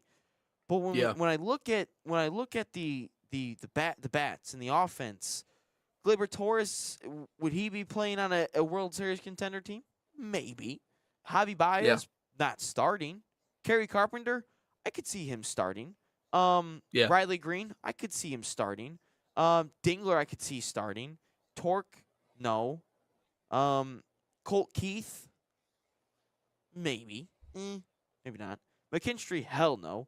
Parker Meadows, probably. Yeah, I forgot about Colt Keith and that whole going down the line conversation. You got the offer, man. You got the money. You got the contract. We got to see it now. McKinstry, no. Javi, no. And I think that's all I can remember. That's all I can think of. I think that's all the offensive players. But anyway, Jemai Jones, no. By the way, he's repping Korea in the World Baseball Classic. So shout out to him, Jemai Jones. But no, nice. it just feels like offensively, it's not serious. It just feels like let's just throw a whole bunch of guys at, like we talked about with the soccer conversation of you're going to throw enough darts at the dartboard. Eventually, you're going to land a couple, and that just kind of feels what it looks like when it comes to bats with this Tigers team. But I feel like if they just took the offense seriously just a little bit, I could see them in the World Series. And I feel like we can say the Dodgers this, the Dodgers that. There's no point of playing because they're so good. I would like to see them against the Tigers pitching staff. I really would. I'd really like to see them against the Tigers pitching staff. Yeah. Well, it's funny because pitching chaos works. Hitting chaos generally doesn't work. Like, you gotta have a set list of guys that like well, I can plug and place these dudes wherever on the lineup, depending on what the matchup is. But I got a core guys that I know can go out and Like, mash. if I I were think to- about who I think about in that situation. I think of Philly. I think of the likes of Castellanos, Schwarber, Harper. Like that we got at least a collection of guys that can mash, like absolutely mash. Everybody else that we fill that lineup out with, whatever, we'll figure it out along the way. But like, that's who I think of with like, if we had like a Philly style offense combined with what we can do from a pitching perspective. Oof. That's Yeah. why I felt like we should, I hope at the deadline they're able to. Hopefully the Tigers are in a spot where they can add and they're in a spot to win. I did have another point, but I completely. Oh, I like our odds if they can roll into LA for the World Series and Shohei, Freeman, Hernandez, Betts. I like rolling out Skubal, Valdez, Flaherty, mixing a pitching chaos day. Like, I like that. Shohei, I didn't even say Shohei. Like, I like that. Like, I like now the other side of the little baseball, bats that could for the Tigers. the other side. Oh man, we might score 2. Just lay down bunts. We might score 2 runs in 4 games, but Just lay down bunts the whole time. Just lay them down. Keep laying them down and bunts, running. Yeah. steals, sac flies. Yep. Put it in the outfield. Distractions on the base paths. Yeah. But whatever no, we like, can do. And from a pitching perspective, I really like it, but an offensive perspective, jeez. I don't know. I really gotta trust McGonigal. I really gotta trust him. Yeah. Yep. And I think those other guys are Briseño and Clark. Who knows? I think they might need another year. But I think that McGonigal, I mean, is the second highest rated prospect in Major League Baseball, according to most places. But I mean, he's number 1 to me, at least from what I've seen. So anyways, I think it's hard to say World Series or bust just because we know what we've seen out of this team in terms of the postseason and how they've fallen short and how, the different things that have happened. So it's hard for me to sit here and go, yeah, well, you either win a World Series or nothing, because they haven't proven that they can even get there. They've been letdowns in game 5s, and they've, between both Cleveland and Seattle, you got to prove to me that you can get there before I start talking about World Series or bust. However, in terms of contracts, in terms of money, in terms of everything else along those lines, there's going to be a lot of people that need extensions in the coming years. There's going to be a lot of people that need to they need to make some big decisions on a lot of those core pieces that, again, they've been building up really since the end of the Avila era to when Scott Harris got in there. So kind of like the Lions, I feel like the Lions in a way in the same situation. Like, there was that window. Like, we had Ben Johnson, we had Aaron Glenn, who was much better as a coordinator than he is as a head coach, at least from what we've seen so far. But we had those guys. We had a healthy offensive line. We had 2 backs. We had a defense that was doing what they were doing and really kind of pushing teams around. And we squandered it. And now it's almost kind of like we're not starting over again, but we're certainly starting from a place of we need to fix this. I feel the same way about the Tigers right now. Like, we're kind of entering that, okay, win now. Because the rebuild, quote unquote, you're right. It's over. It's done. The rebuild is over. Now it's time to go out and win. Even if it's just one. Like, that can change everything about a city and an organization, and going out and just winning one. So it's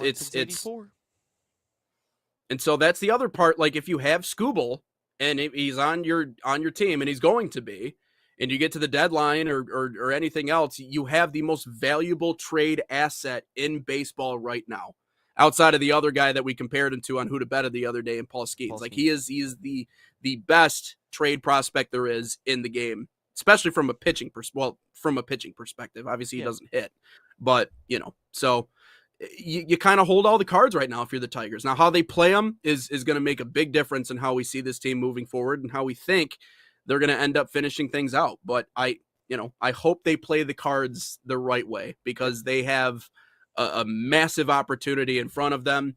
And I don't see anybody else, if they play their cards right, that can hang with them in the Central. I think if there's anything this year, I think I'm more sure than any other year before that they are the team to win the Central. So I sure hope they win the Central, especially based off last year and that blown lead. Like real quick, would you have? Because I've heard this a couple of times. Would you have rather had the Guardian season last year or the Tiger season last year? Like if you could flip-flop, would you have rather won the division then lost at home in the wild card to a division rival, and then that team loses in dramatic fashion in Game 5 to the Mariners? Or would you have rather had exactly what the Tigers did, blow the division lead, win a wild card series again, and then lose in Game 5? I don't care about conference titles or division titles or anything else. I mean, I just don't. It doesn't bother me. Like what matters is the big one. And if we got farther than you guys did, and at least we took it to a Game 5, it's cool with me. I mean, yeah, hang the banner, cool. You won the division, but you really didn't do much after that. So, unfortunately, there's a history of that happening in Cleveland. I don't know what's their World Series drought, 70 some odd years. I think it's the biggest in baseball. Well, so they didn't win the town didn't win a title for 50 years until until LeBron Braun came back. Yeah, right, in 2016. So 2016 would be the last one. And I mean, the Browns suck. The Cavs typically suck. Guardians, Indians, whatever you want to call it. I mean, Wild Thing was pretty sweet back in the day. He was a good pitcher in the MLB. Yeah. But is there another Cleveland team? Yeah, because they don't have a hockey team. So yeah, the Cleveland Monsters. There you go. I don't know who they're affiliated with in the NHL, but yeah, there's an AHL team in Cleveland. But shout out to all my my Cleveland friends. I think I got one of them that actually watches this show from time to time. It's they're loyal though. I'll give you that much. Midwest fan bases are going to show up regardless. Blue Jackets Columbus. is with their affiliate. Oh, they're affiliated with Columbus. Okay, all right. Why was I thinking somebody else? Anyways, but yeah, no, I've seen the Cleveland Monsters. Oh, by the way, if you're watching on Sports Nation, URI hockey tonight against Drexel. Make sure you watch that at 4 o'clock today. All right, little ACHA hockey action. It's the best, man. Sometimes it's better than the NCAA. Look at the Southern schools like Louisville and Kentucky. They get into that so bad because they don't have any NCAA. They don't have an NCAA team, so that's like it's their also hockey Louisville team versus Kentucky. Anything big is anything in a rivalry because Kentucky doesn't have pro teams and anything. To be frank with you, I think that rivalry is even more petty than Michigan State. I'm just throwing that out there. Like I haven't experienced it from like a social media standpoint or like friends or anything, so I can't deny or confirm that take from you. Yeah, so I'll take your word for it. We're getting into Super Bowl snacks on the other side of this commercial, but we wanted to tell you about Man City Soccer Camps. They are a proud sponsor of the National Soccer Network, bringing world-class training inspired by Man City's global football philosophy to players across the United States. Open to boys and girls of all skill levels, these camps focus on technical development, decision-making, and playing the game the City way. Right now, you can save $30 on registration by using promo code MCNSN30. Again, that's MCNSN30, or scan the QR code on your screen. Find a camp near you, usacamps.mancity.com.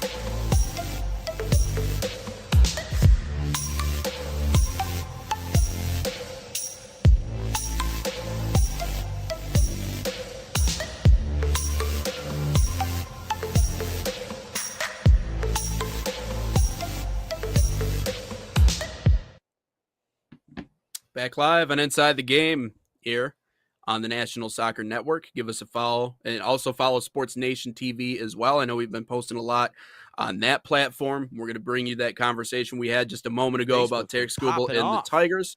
And Facebook has been popping off. I know we kind of, I guess, early on in the social media game here at NSN didn't post nearly as much on Facebook, at least our clips, but you guys are certainly appreciating a lot of that we're doing. I know we have a strong Michigan foundation with a lot of our followers, so I've been getting a lot of attention for those takes. But anyways, wherever your preferred social media platform is, make sure you give us a follow. National Soccer Network or Sports Nation TV. Again, it's all one thing. It's under one big umbrella, the Premier Media Group. Also, we continue to promote you to share your live comments. We love getting the opportunity to talk about those, and this is just as much your show as it is our show. We want to give you guys a platform, be able to ask questions, and give us an opportunity to talk about it, get involved inside the game. But Ryan, as we've talked about, the biggest event in terms of viewership and people following the event in American sports year after year is coming up, the Super Bowl between the Seahawks and the Patriots. People are already picking sides. I don't really fall on either. So I don't really have a horse in the race, to be frank with you. I don't really care.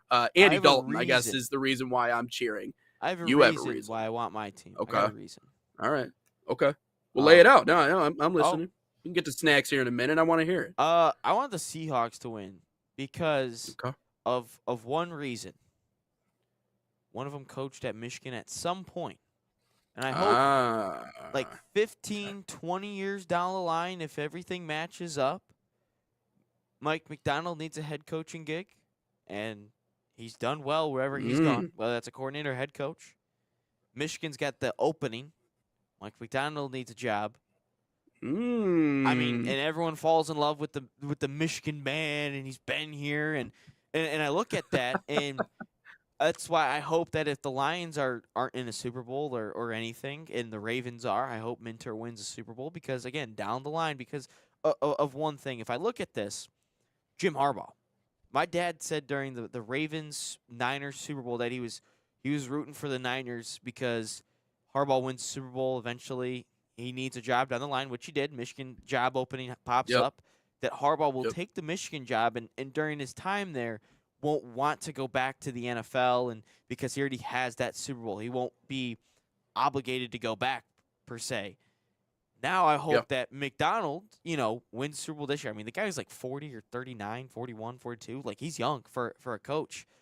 And let's just say Seahawks get rid of him at some point, and maybe he takes another NFL job, and that one doesn't work out well. Michigan needs a new football coach. Like, hire Mike McDonald. And he already has that Super Bowl in his back pocket where he doesn't feel obligated to go back to the NFL at some point down the line. He just focused strictly on Michigan, and we don't have the NFL antics every single offseason. But, no, that's why I want the Seahawks to win because, down the line, maybe McDonald needs a job, doesn't need to go back to the Super Bowl. But, no, that's simply why I want the Seahawks to win. And I also think it'd be nice to maybe build the case against the allegations that it was nothing more than the cheating that made Michigan win during that time that they were really good. Now, maybe it could be that we just had really good coaches and a really good support staff and a really good team and all those things. So if there's ever going to be a counter argument against, the Michigan simply cheated and that's the only reason why they won a championship, I've always said, like, it's not going to be like 1 or 2 years down the line. It's going to be just wait to see what these guys do in the NFL. And then maybe we can circle back to this conversation years from now and be like, well, they won a couple of Super Bowls. They did this, they did that. Like, really, if you thought it was all the signs, I don't know. Maybe I'm obsessing over this a little bit more than what I should, but it's just always rich when you see people immediately take everything away from what Michigan football has done because we stole a couple of signs. Well, we didn't have Connor Stallions for the most important games of the year that we ended up winning every game. Oh, my God, people don't realize that. It's wild. Yeah, it's just crazy. Anyways, like teams never change their signs in between games. Never heard of that before. Ohio State changed all of their signals before 2022 game, and that's still we still knew, man. We still knew somehow. But getting into this topic a little bit, our top Super Bowl snacks, top 5. That is Super Bowl snacks. Here's your list. All right, here's my list. I'm a little all over the place. Sliders. Now I said burgers to begin with, and he's like, "That's not a Can't have snack." And I'm burger. like, That's a meal. "That's fair. That's It's fair." a main Okay, course. sliders. We did used to have sliders at my dad's buddy Don had a big Super Bowl party every year, so there'd be sliders. There would also be chips and queso. I can mess up some chips and queso. Whenever I get paid, my first stop, generally speaking, is Chipotle or Qdoba. And For yeah, chips the and burrito is queso? great. Dude, the family bag of chips and the queso, yes, it will be gone. It will all be gone, along with the burrito. So, I can't say I chips order and queso is great. The only time I've ever gotten You don't get chips and- chips and queso from Chipotle? No. Why would I do that? When I could just go to Kroger, buy a Kroger brand of queso for like $2, and then just buy a Kroger brand of chips for like $4 and have like 4 different things.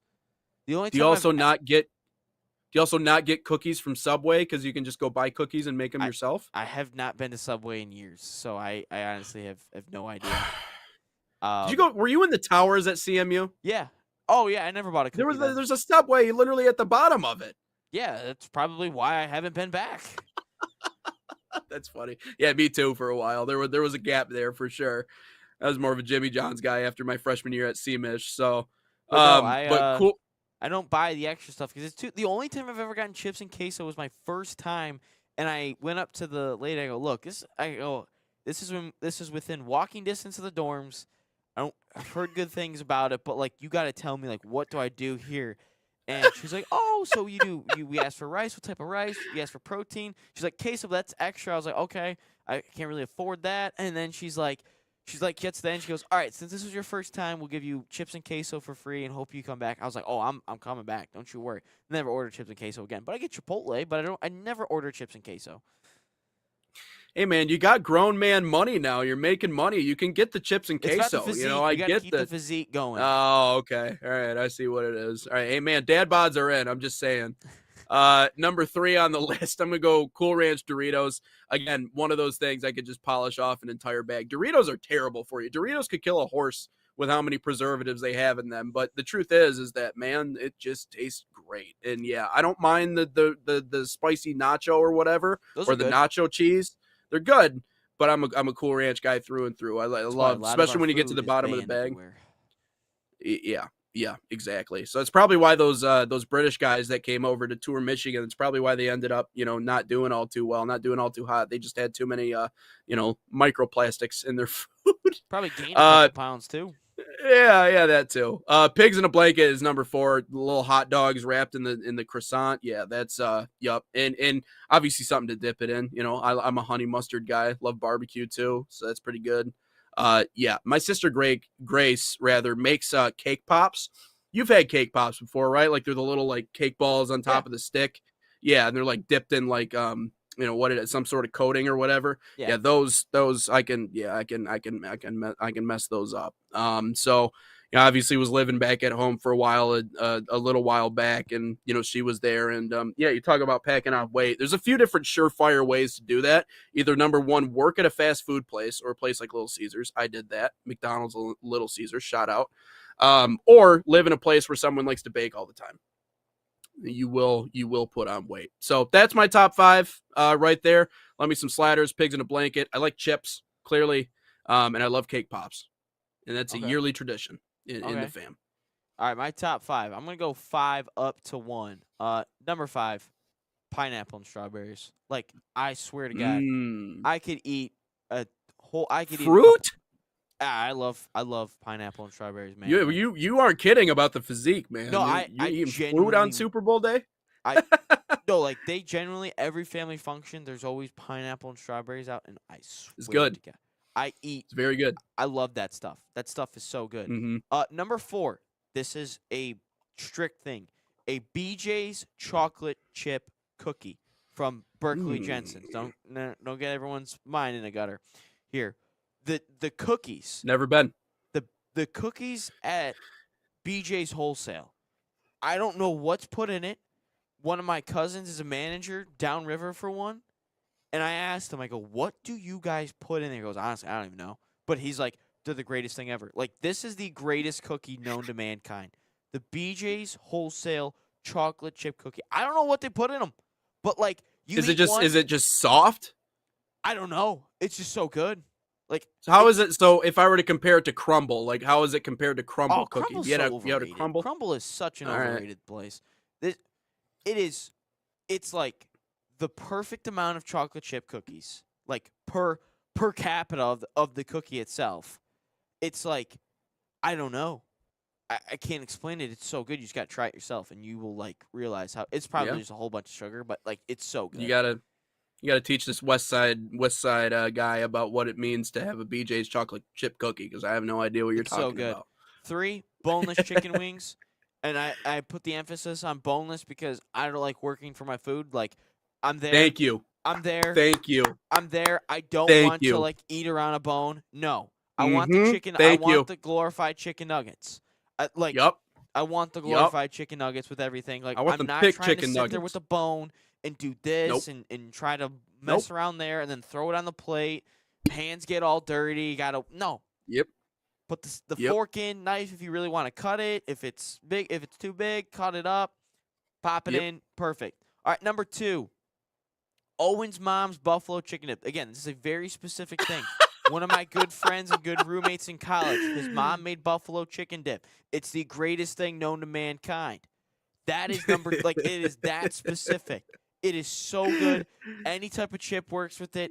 I've even done Cheez-Its in it. It's so good. You can do anything. Ooh. You can use wheat thins. You can do anything. It's a perfect plug and play type of dip. You can use anything, any situation. It's so good. It's perfect.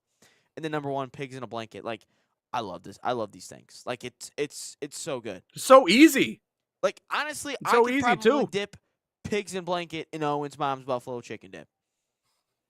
Yeah. I probably could. That's fair. I could probably That's stick. fair. Yeah, I could. 100%. Like, it's a plug and play dip, and you put the pigs in the blanket in there. Like, they're so warm. Yeah. They're so good. Like, it's bite size. Just, I always eat all of them. I'm not going to lie. But, like, no. This is, like, undefeated, never lost. Shout out LeVar Ball. Like, no. This is unbelievable. The only thing I'm picturing right now is like we're listing off our top 5 in terms of snacks. Like, how is your stomach feeling if we're combining all these things all into one? You know, I think about mine. Like, for the next couple of days. Yeah, pretty gnarly. If I were to imagine. So, I mean, that's something up there. It's probably up there with like the Thanksgiving food coma, which if you've ever been in a food coma, it's not voluntary. Like, it just happens, you know. And so I feel like if you're probably in a food coma after like Thanksgiving, like you're just old at that point. Because like I remember as a kid, I was never like ate all the food, never in a food coma. Like always had all this energy. Oh, heck and yeah. then like heck yeah. Then like the last couple of years, it's like, dude, I need to sleep. I need to slow down. Like it I feels need to like take I a have just break. hit the I'm cooked status, and it's like, oh no. Yeah. Taking a step aside here on Inside the Game, that's a great list. It's a good top 5 list. Hope everybody enjoys their Super Bowl. Let us know who you think, who you're polling for in this what feels like a rematch, long overdue, a decade later, between the Seahawks and the Pats in the Super Bowl. Let us know who you think. Let us know what your favorite snacks are here on Inside the Game. But when we come back, I'm going to talk a little college football recruiting. Also, you had mentioned, we talked about the Saudi leagues, standing up to Cristiano Ronaldo. Well, another organization standing up and really kind of not putting the hammer down, but, putting their foot down and trying to make sure that they're understood and that they make the decisions around here. Trinidad Chambliss has been another name in the media right now, obviously a Ferris State product. So he's a Michigan kid, and we know a lot about him. We know a lot about Tony Anise and what he did at Ferris, but will not be playing another year in college ball. We'll talk about all that to wrap up the show, and then we got question of the day as well coming up next on Inside the Game.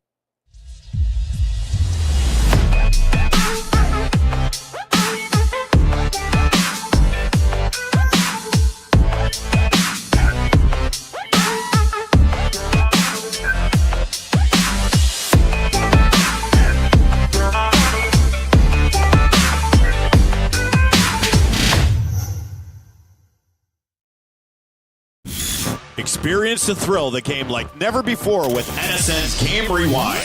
Dive into full match commentaries enhanced with cutting-edge dynamic graphics, letting you relive the highs and lows of your favorite matches in astonishing detail. whether it's a championship win or a legendary play. NSN Game Rewind bridges the past and future with a broadcast experience designed to captivate. Call 586-304-4405 And start watching today.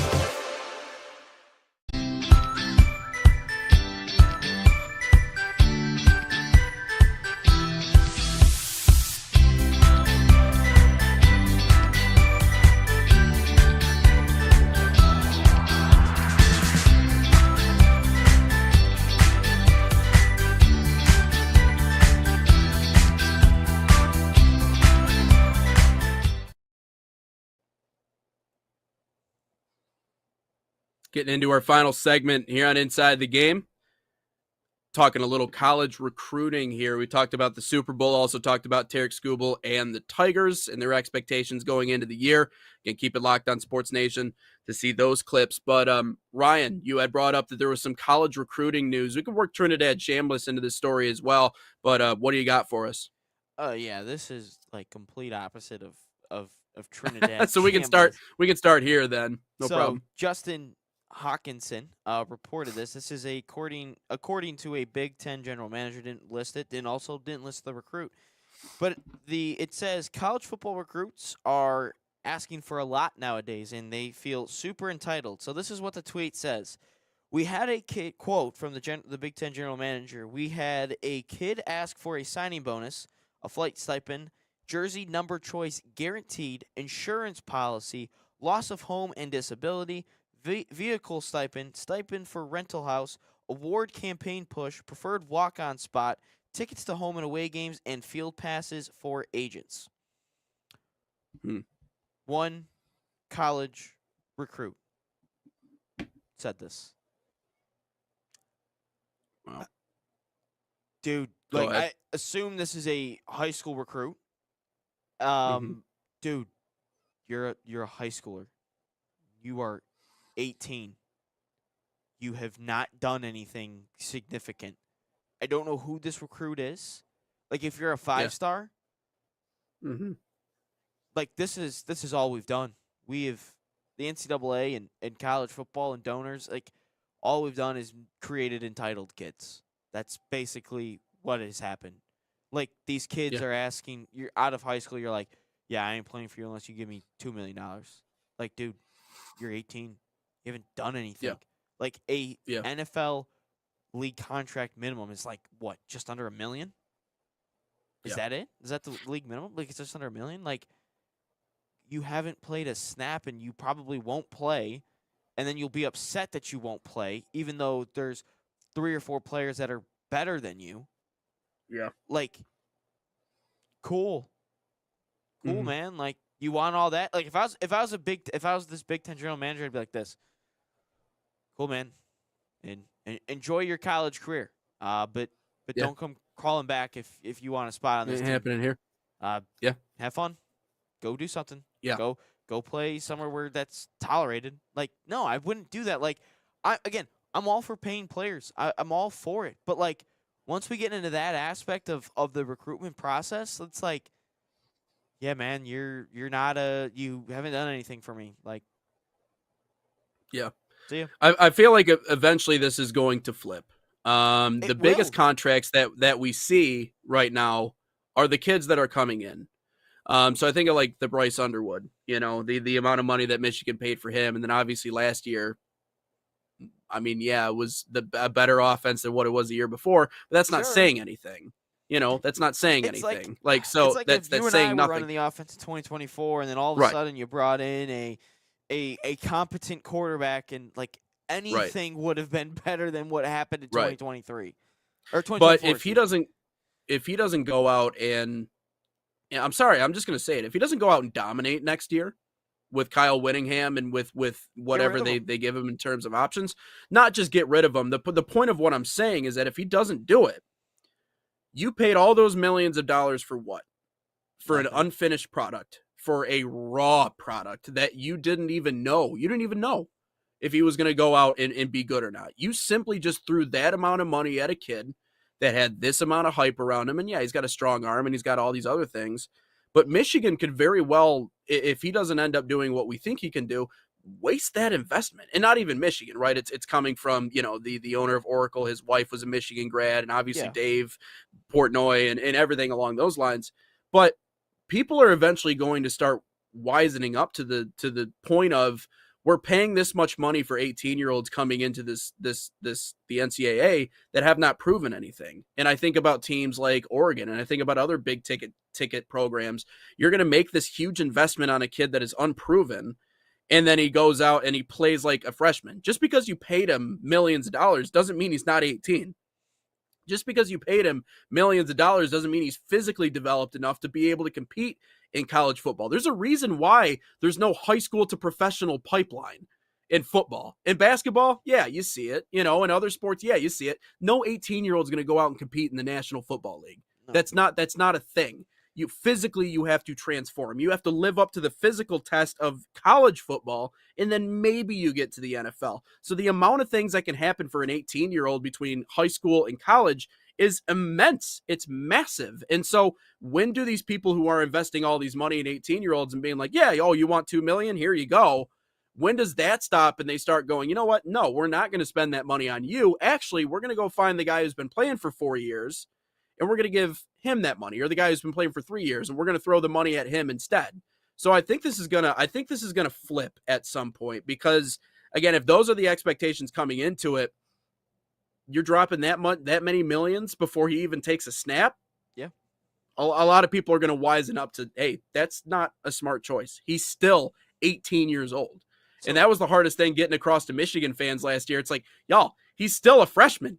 Exactly. He's playing like a freshman. But I will say this, though. When you're given that amount of money and it's public to everyone, the expectations and pressure changes. And I think completely. You better produce right away. The kids have to realize that. And I never liked this comment from Coleman Hawkins a couple years ago. Like, he was in a good situation at Illinois, and Illinois was a far better team than Kansas State.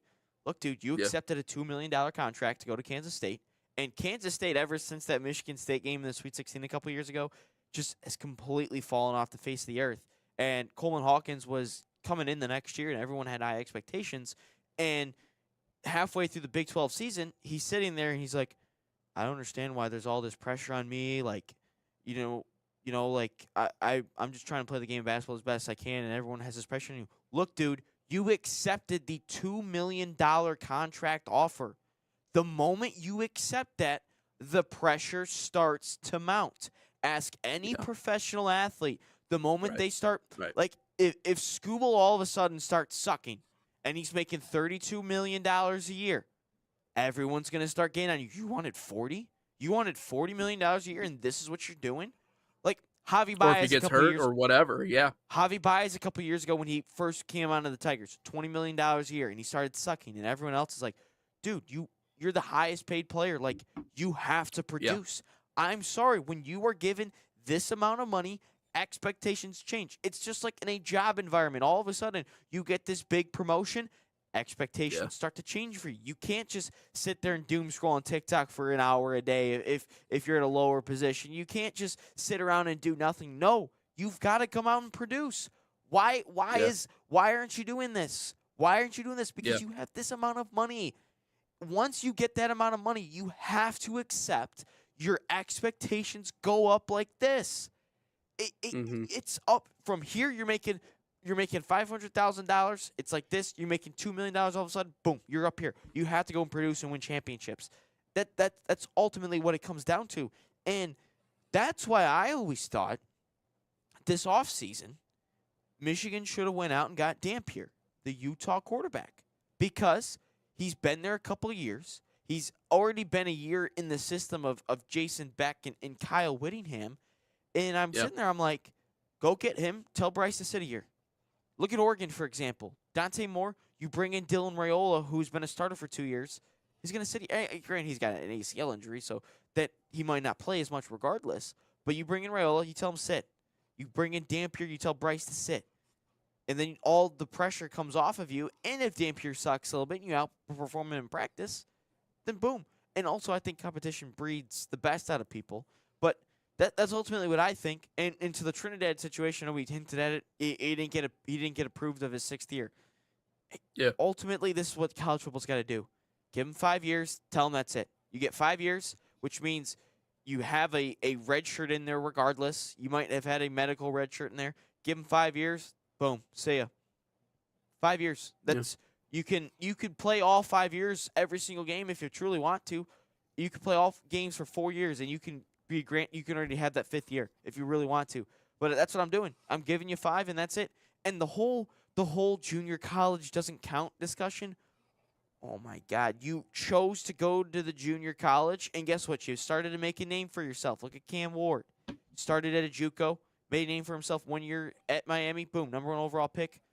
No, he didn't win the Heisman. That was Travis Hunter. But the whole D2, I played at D2, I played D3, NAIA, JUCO. That's a part of your college process. Just because you played there doesn't mean that that doesn't stop you. Trinidad played really well at a D2, won a national championship with a Division II program. It's not a knock at him, but you played college football in the NCAA for a couple years prior to that. That doesn't mean you get another year. I'm sorry. Yep. You don't get another year because you played at Division II for 4 or 5 years, whatever it was. I'm sorry. Mm-hmm. You played in the NCAA for a couple years. You can move on with your life and go get a normal job if you can't make it in football. Jeez. God. Yep. Just creating Completely entitled understand people, Nate. There's nothing more I hate than entitled people. Completely understand it, man. And I think that, you talk about the NCAA putting rules and regulations in place. I think eventually there's going to be a cap on how much you can give in terms of these like signing bonuses to kids that are coming into college football. But how are you going to tell a program not to spend, how to spend, not the program, how are you going to tell the donors how to spend their money? So that's why we've created this sticky situation. But I just think that eventually people are really going to start looking at these investments and going, oh, that's stupid. Is it worth it for an 18-year-old who has not played a single snap?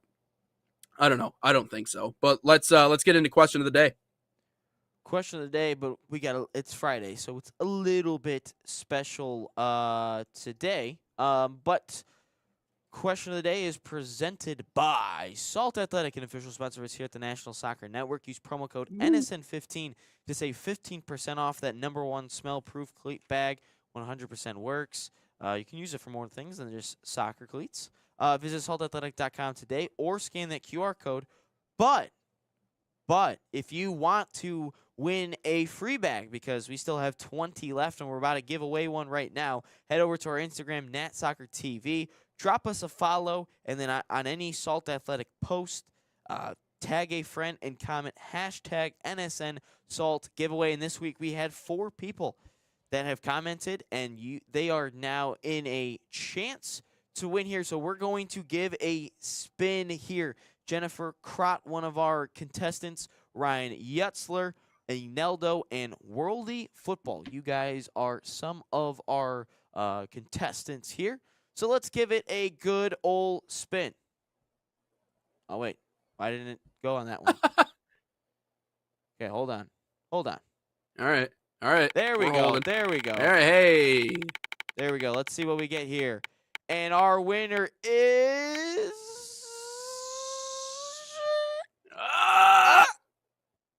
Worldy Football. Wow, that was close. That was a close one. I didn't know how that was gonna happen. But hey, congrats to Worldy Football. You have won a Salt Athletic bag.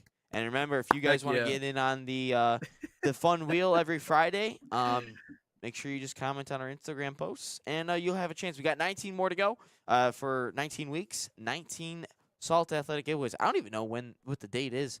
Nate, well, I'm giving question of the day. Let me know, search up what in 19 weeks from today, how many, what that date will be and what month that is, because boy, oh boy, I don't know when that is. But anyway, question of the day. Ooh, Friday, June 19th, 2026. June 19th, so right around the World June Cup. 19th. But question of the day. So you have from February until June to win a Salt Athletic bag. But anyway, question of the day. The best Super Bowl moment you have witnessed? Easy. Who was it? Now I'm trying to figure out who it was. Give me a second here. The helmet catch. The Giants. Against the Giants. Eli Manning, David Tyree, that's who it was. Against the Patriots. And that was a year, and my best friend Will growing up, big Pats fan. I don't know why. No one knew why. That was just his team. I think he was just jumping on bandwagons. But that was the year where they had literally won every game. They went undefeated. They were rolling through the playoffs. And they were just supposed to not roll over Eli Manning and the Giants, but they were certainly supposed to beat them. And my dad, like his second favorite team always was the Giants. I don't know why. Maybe he just gravitated towards certain players that they had. But watching that matchup, for some reason, in a matchup of teams that, again, no real interest on my end either way. I like Tom because obviously he's a Michigan guy. But if anything, I was just like, I just wanted to see the Giants win. And that catch was, I still, to this day, I think it's the most impressive catch, one of the most impressive catches I've ever seen. How he's able to pin it against his helmet is bizarre. And it's in the middle of like three different players. Like just that snapshot of that catch is like one of the most symbolic ones I feel like in NFL history. So I would say probably that moment, either that or the not handing the ball off for the Seahawks and the interception to end that one. I think really could have done like top 5 catches because I think Julian Edelman against the Falcons was really good. Mario Manningham's toe tap, I think, against the Patriots the first time, or the opposite Super Bowl where they beat the Patriots. Emmanuel Sanders really good against the Cardinals from the Steelers. But I'm simply just gonna go 28-3. It's simple. It's the biggest comeback ever, and it's late in the third quarter, and a choke that bad. I mean, if I'm a Falcons fan, that game probably still gives me nightmares, especially around this time. Like to just think that we were 25 points up in a Super Bowl, less than like 7 minutes to go in the third quarter, and we just choked, and we gave it away in overtime, and we lost. And then to think Julian Edelman's catch where it's like he's caught in between two players, and the ball just like falls, and he's on the ground and catches it between two players, and to somehow keep the ball from not falling. That has got to be like still the most insane moment I've ever seen. And then Tom Brady to win, I think that was his 5th Super Bowl at the time, because he eventually would go on to beat Jared Goff and then beat Patrick Mahomes for his 7th. But no, like there's no coming back from that, especially if I'm Matt Ryan or Julio Jones. Just to like, Devontae Freeman was on that team too. Like just to sit there and be like, I can't even imagine what that locker room must have felt. I would have spent a lot of money just to listen to Atlanta sports radio the following day. Like that would have been anytime like a New York team just inevitably chokes in like a big time situation. Listening to New York City sports radio like the next day, or like just the crash outs is my favorite part. So that was about the only thing that it was good for was sports radio. That's the only reason why that they benefited from it, but everybody else, no. That's just, you're right. It's the single most impressive comeback certainly in Super Bowl history. Yeah, so, I couldn't imagine doing wild. a show the next day after the Lions choke 28-3. I would just say, it's SOL. That's part of our culture. Let's move on. Yeah. And I mean, I could certainly see another moment like it in this not the comeback, but certainly some weird moments between two teams that I'd say are pretty evenly matched in the Pats and Seahawks. If we could take callers, I would take callers and just like them be the show and just have people rant. We can figure that out. Maybe we can figure that out. And be like, there's got to be a hard line somewhere. Just call into the show and just rant. All right, next. Next. All right, next. let's take a break. Yeah. Like I wouldn't know what to say. I might actually search I that still up. appreciate radio stations that still take calls. There's a lot of hosts have gone away from taking calls because I think people just they troll too much. Yeah. Which is obviously we see that on social media all the time, but yeah, it's if we had the ability to do it, we'd probably do it. So, but what are you looking up? Atlanta radio after there's already a couple of videos that pop up of radio hosts. So maybe we'll share some of that clips, some of those clips here on future episodes.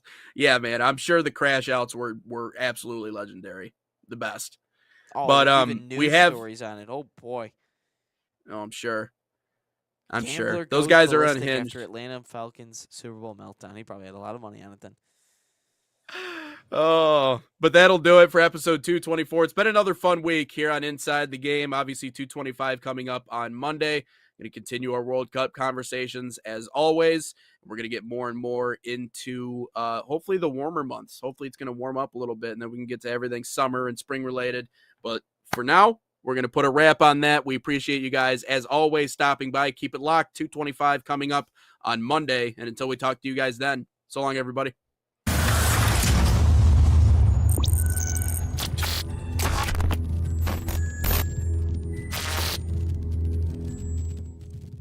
From the biggest matches to the hottest takes, Jonathan Turner and Nathan Wenger bring you the stories, the analysis, and the edge you won't get anywhere else. Streaming live weekdays at 9 a.m. on YouTube, Roku TV, Facebook, Twitter, and all major platforms. No filters, no fluff, just real talk, real soccer. This is Inside the Game.